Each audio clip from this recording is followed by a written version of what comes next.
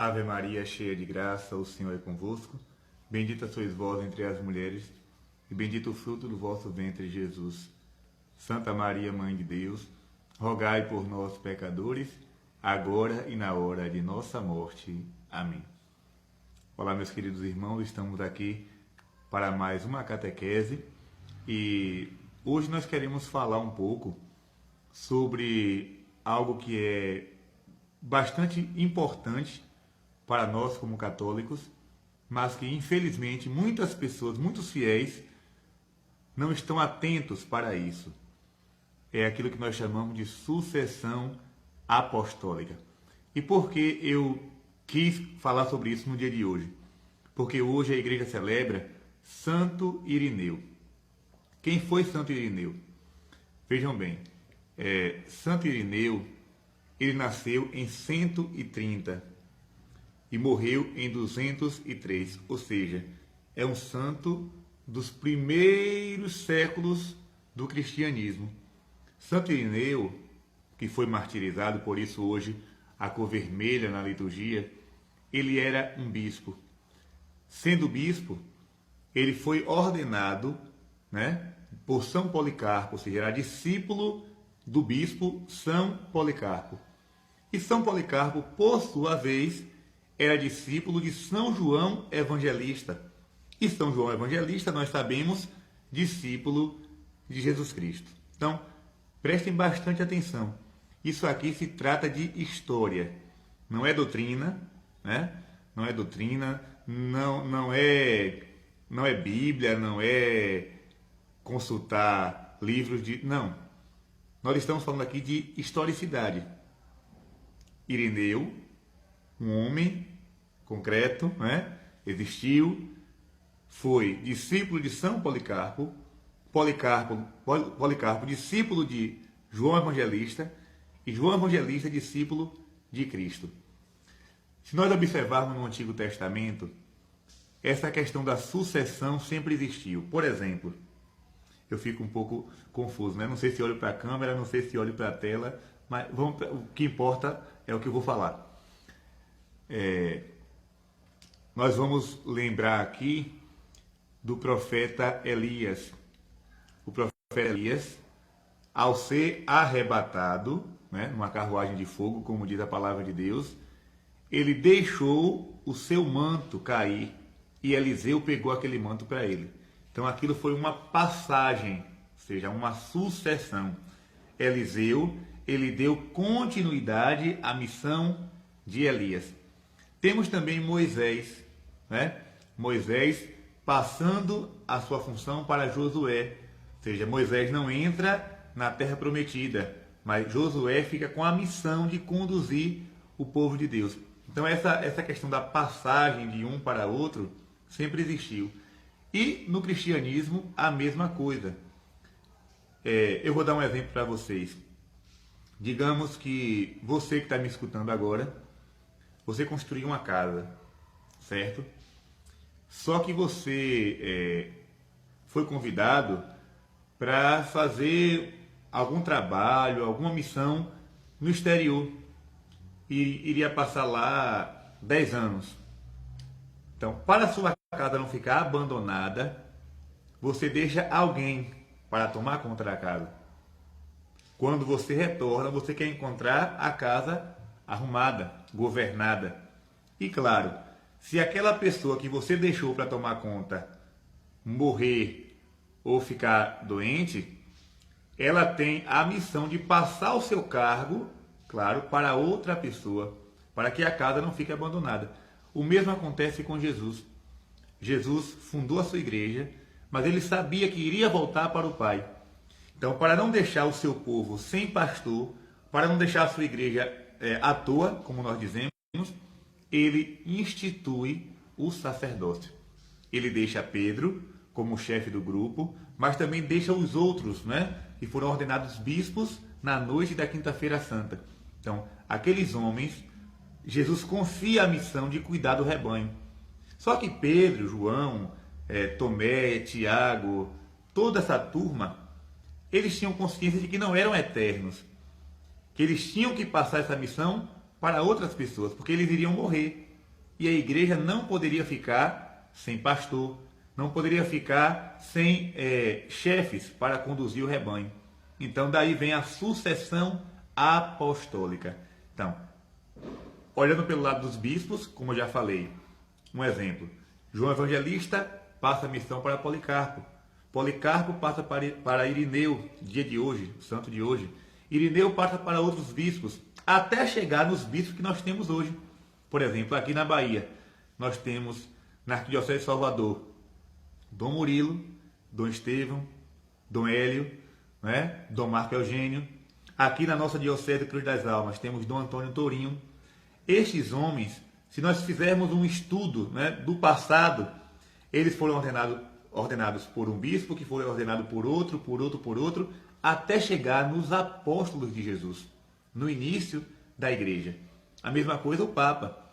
Pedro passou sua missão para Lino, Lino para Cleto, Cleto para Clemente, até chegar, né, o Papa Francisco. Ou seja, nós tivemos aí Pio XII, João XXIII, Paulo VI, João Paulo I, João Paulo II, Bento XVI, que está vivo ainda, né? E também o Papa Francisco. Então, isso é uma sucessão, é uma história. Se a gente for fazer uma pesquisa, vamos chegar lá no início da era cristã.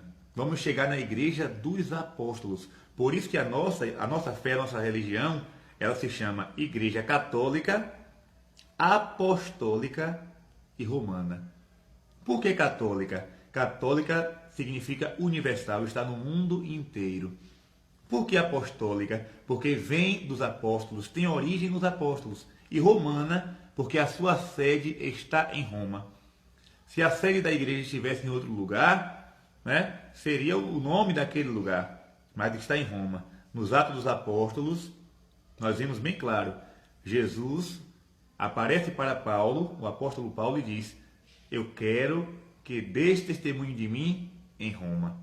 Foi da vontade de Deus que São Paulo fosse até Roma, e lá foi martirizado. Pedro, a mesma coisa. Os escritos da patrística podem observar, todos atestam que Pedro foi bispo de Roma e lá foi crucificado de cabeça para baixo, porque não quis se igualar a Jesus. Então, meus irmãos, a nossa fé não é uma brincadeira. Nossa fé não nasceu ontem. Essas bombas são as bombas de São Pedro, né? Que o pessoal está tocando ali na praça. Não sei se vocês estão escutando daí. Então, hoje, qualquer pessoa se intitula bispo, se intitula apóstolo, se intitula profeta e funda religião. Funda uma igreja, abre uma garagem, coloca 50 cadeiras de plástico, compra uma caixa de som, um microfone, uma Bíblia com zíper e pronto. Fundei uma comunidade, fundei uma igreja. Mas com que autoridade? Quem te confiou essa missão de fundar uma igreja? Porque a nossa fé tem uma sucessão apostólica. Nós temos uma raiz, nós temos uma origem. E essas seitas que aparecem da noite para o dia? Quem foi que... foi o Espírito Santo? Não foi. Porque o Espírito Santo ele não se contradiz. O Espírito Santo não é de confusão. Se fosse o Espírito Santo, eles pregariam a mesma doutrina de sempre, mas cada um prega o que eles querem. Uns guardam o sábado, outros guardam o domingo. Uns batizam criança, outros não batizam, né? Os anglicanos, os luteranos têm as imagens, a cruz, o sino, outros não têm imagem. É uma verdadeira Babilônia religiosa, uma Babel. Então, cuidado. A sua fé católica, se você que está me escutando é católico, a sua fé tem origem. A sua origem está lá, em Jesus Cristo, que confiou a sua missão aos apóstolos. Meus queridos irmãos, o evangelho de hoje, ele é muito forte. Jesus diz assim: nem todo aquele que diz Senhor, Senhor, entrará no reino dos céus. Atenção! Nem todo aquele que diz Senhor, Senhor, entrará no reino dos céus. E ele ainda diz, naquele dia, ou seja, no juízo final, no último dia, muitos irão dizer: não foi em teu nome que profetizamos? Não foi em teu nome que fizemos milagres? Não foi em teu nome, né, que expulsamos os demônios. E Jesus vai responder: eu não vos conheço. Minha gente, isso aqui é muito sério. Isso aqui é muito sério. As pessoas vão chegar diante de Jesus e vão dizer: Senhor, eu falei no teu nome, eu preguei o evangelho, fiz milagres, expulsei demônios, fiz profecias. E a resposta de Jesus é: não vos conheço, não sei quem são vocês. O que significa isso? Meus queridos, existem pessoas por aí pensando que estão fazendo a vontade de Deus e não estão. Pensando que estão seguindo Jesus porque carregam a Bíblia, porque traz o nome de cristão, mas não são de Cristo. Isso é muito sério. Você que faz parte da igreja de Deus, fundada por Ele, pode ter certeza, Ele te conhece. Você que foi batizado, você que foi crismado, fez a primeira comunhão, casou na igreja, foi ungido, Deus te conhece. Porque você faz parte do seu povo. Faz parte da família dele. Quando você morrer, eu morrer, ele vai dizer: ah, você da paróquia tal, que fazia parte de tal comunidade, foi batizado tal dia, né? Claro que para se salvar, não basta dizer que é católico, não. Estar dentro da igreja não quer dizer que está salvo. Para se salvar, é preciso cumprir o que Jesus manda. Obedecer ao evangelho, obedecer à igreja. Fazer caridade, fazer o bem, né? Se arrepender, se converter. Existem condições para ir para o céu. Mas você faz parte da família de Deus. Ele te conhece. Já outros grupos que existem por aí, pensando que estão fazendo parte da família de Deus, mas que não estão. Isso é muito grave. O problema é que tem muita gente querendo maquiar o evangelho, querendo colocar um evangelho adocicado, que vai se adequando a tudo. O evangelho não é doce. O evangelho, né, tem palavras duras. Olha o que Jesus vai responder: eu não vos conheço. Mas Jesus, eu fiz milagres. Eu profetizei, as profecias se realizaram. Quando fazia, eu expulsava demônios, né? A gente liga a televisão, 1h da tarde, 2h, ou até de madrugada, tá lá o demônio, né? Os supostos demônios falando no microfone. Aí bota o microfone: sai, diabo, vai, diabo. Obedeça, diabo, e sai. E vem, chama o diabo e manda o diabo embora. Chama o diabo e manda o diabo embora. Nós expulsamos os demônios, Jesus. Não vos conheço. Jesus sabe quem é seu povo. Jesus sabe quem são os seus fiéis. Jesus sabe quem é sua igreja. Eu só não vou bater, eu ia bater na mesa aqui com força, mas ia derrubar o celular. Jesus sabe quem é a sua família. É aquela que vem dos apóstolos. Vou dar mais um exemplo. Eu fui ordenado para ser sacerdote. Fui ordenado sacerdote no dia 27 de maio do ano passado, 2017. Vejam bem. No dia 26, véspera da minha ordenação, eu já tinha comprado a túnica, a estola, o símbolo, a casula, o cálice, a patena, as alfaias, o missal, tudo. Eu já tinha tudo que um padre precisa ter. Tudo. Mas eu não podia celebrar nenhuma missa. Eu não poderia governar nenhuma paróquia. Depois, no dia 27, quando aqueles bispos e aqueles presbíteros colocaram a mão nessa cabeça aqui e ungiram essas mãos com óleo, minutos depois, se eu quisesse celebrar a minha primeira missa, eu poderia celebrar e iria acontecer o milagre do corpo e do sangue de Jesus. Imagine. na véspera, eu já sabia rezar a missa. Eu já tinha toda a roupa, mas eu não poderia rezar, porque essa função de presbítero, a função de episcopo, a função não é a pessoa que se dá, ela recebe da igreja. A igreja me confiou. Os bispos me confiaram essa missão. Dom Murilo, claro, que foi o que me ordenou, né? O celebrante. Mas aqueles que estavam também ao seu lado concelebrando, estavam ali presenciando o momento. Todos os sacerdotes, mais de 80 que estavam ali naquele dia, todos passaram por mim e pelos outros que eram ordenados junto comigo, colocando a mão. Aquele gesto de sucessão. E agora eu sou sacerdote, porque a igreja me confiou. Não fui eu que dormi e acordei. Ah, não, tive um sonho. Jesus me disse que eu era padre. Não, isso é maluquice. Aí você liga aí a TV. Apóstolo não sei quem. Bispo, não sei, tem até bispa. Bispa, apóstola, só se for da diocese do inferno. Porque não receberam da igreja de Cristo essa missão.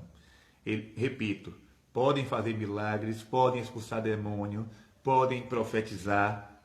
Jesus vai dizer, não vos conheço, porque vocês não faziam parte da minha família. Então, tenha cuidado, meu irmão, tenha cuidado, minha irmã. Se você quer ter certeza, eu não acredito nisso que o padre Gabriel fala. Não, você não é obrigado a acreditar no que eu digo. Mas eu convido você a estudar. Deixa eu ver, pronto, está aqui do meu lado. Peguei aqui agora. Esse livro aqui, tá vendo? História Eclesiástica, Eusébio de Cesareia. Isso aqui é uma coleção chamada patrística, ou seja, os primeiros escritos do cristianismo, os primeiros padres da igreja, os chamados padres, São Gregório Nazianzeno, né? São Justino, Eusébio de Cesareia, Santo Irineu, ou seja, homens que tiveram a missão de escrever a história da igreja, a doutrina da igreja. Se você pega essa coleção e lê, você vai ver toda a história da fé católica. Se você pega a Didaqué, chamado Primeiro Catecismo, foi escrito no mesmo tempo dos Evangelhos, você vai ver lá a celebração de uma missa.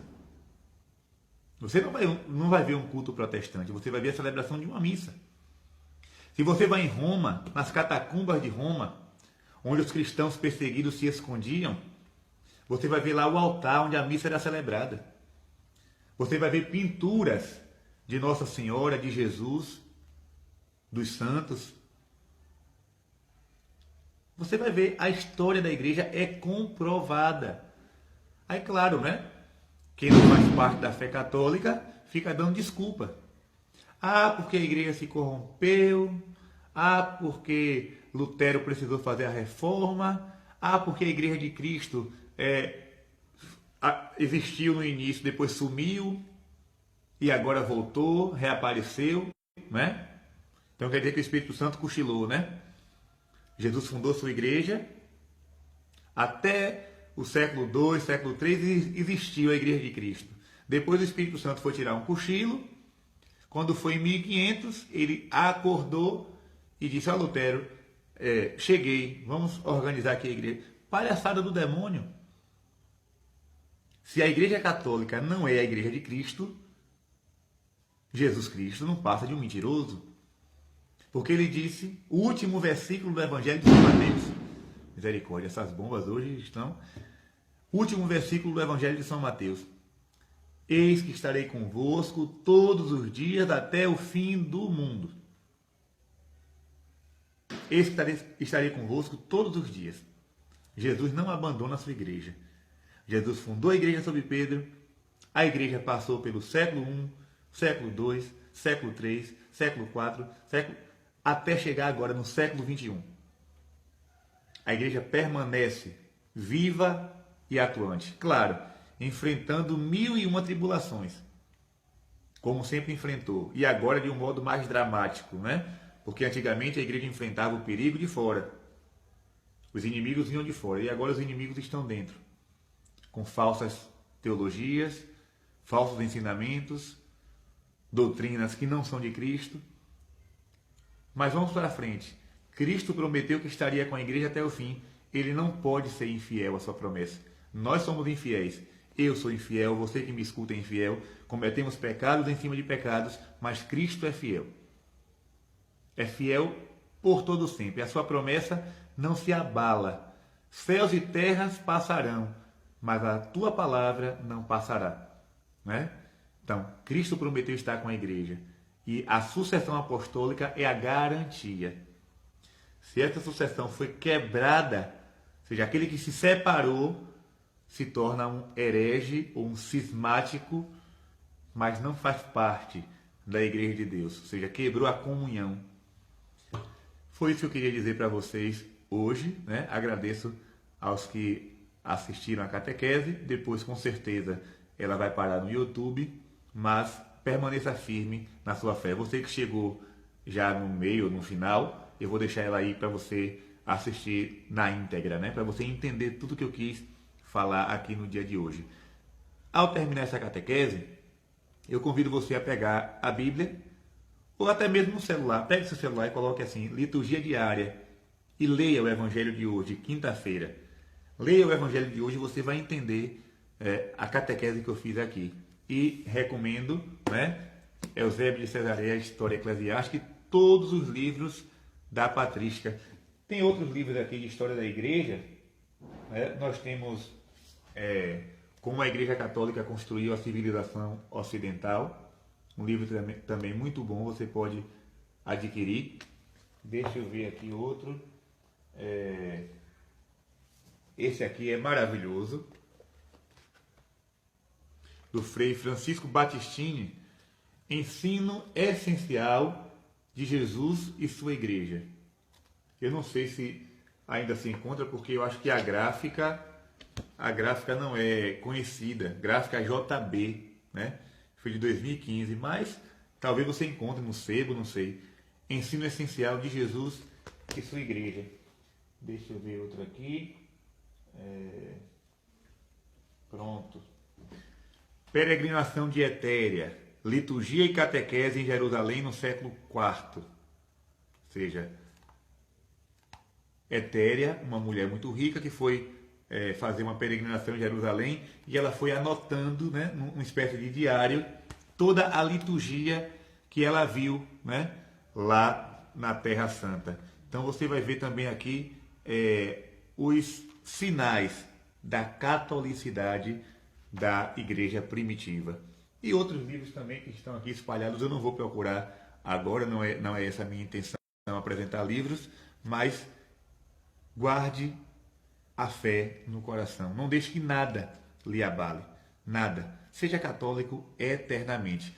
Esse vídeo eu vou tentar colocar no meu canal, no YouTube, mas também tem um canal chamado Família Católica.